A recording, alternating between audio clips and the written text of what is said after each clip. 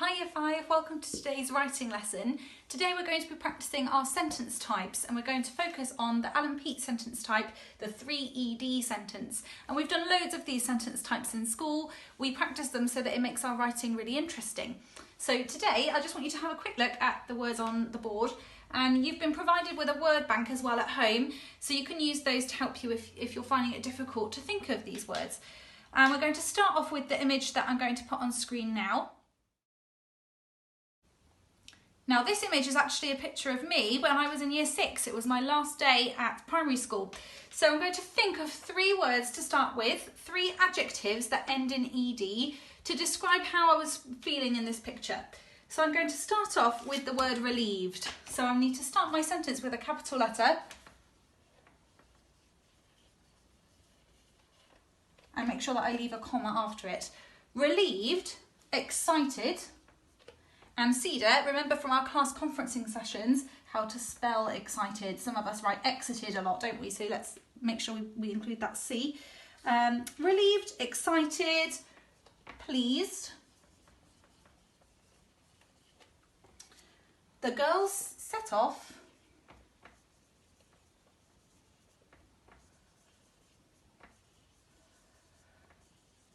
for their final day in year 6. And making sure as well with our homophones there, and there. So this one, it belongs to the girls, it's their final day. Okay, and the next picture, which I'll insert now,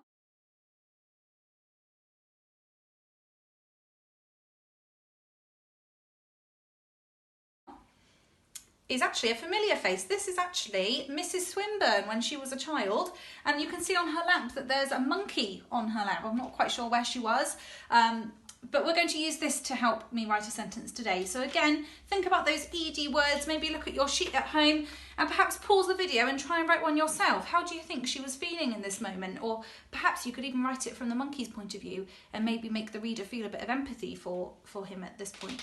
I'm going to write it from Miss Swinburne's point of view though. I think she's looking pretty amazed. So I'm going to start off with my capital letter. Amazed. Excited.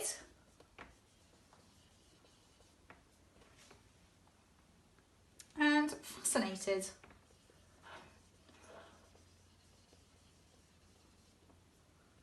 Amazed, excited, fascinated. A young Mrs. Swinburne sat in her buggy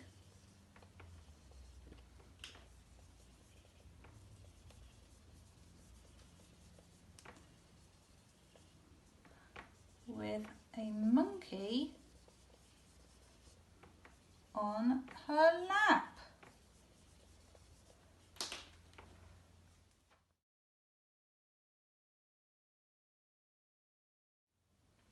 Okay, and this next image is actually a picture of my parents' dog. She's a Cocker Spaniel called Lily. I think, Cedar, you might have heard me talk about her before. And this picture was taken when we were on holiday in a caravan. So she's got her little summer hat on and her glasses on her head. So this one, again, we need to think of 3 words to describe how Lily the dog is feeling. And she looks quite happy to me, but the word happy doesn't end in ED. So I'm going to go for the word amused. Okay, amused, energised, she's always full of energy, and excited, amused, energised, excited, Lily, making sure I've got a capital letter for her name, Lily the dog, sat on the patio. And I've used a preposition there as well, haven't I, with the word on. Where is Lily? She's on the patio.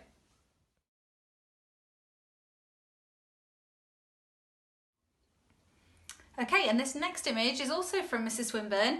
You'll notice she looks a lot more familiar now. This is more of a recent photo, and she's with her 2 grandchildren in this photo, and they've just returned from a lovely walk. And I know from talking to a lot of you, you're enjoying going out for your daily walks at the moment. So in this one, I think the children, they're probably a bit tired after coming back from their walk.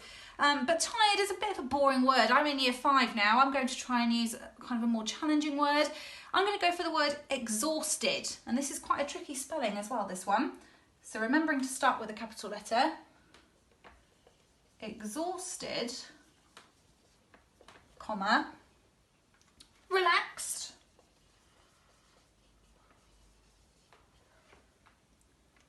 and inspired. Exhausted, relaxed, inspired. The children returned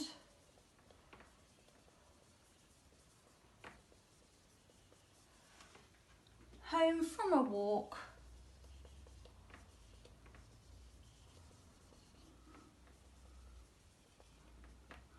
with their nan.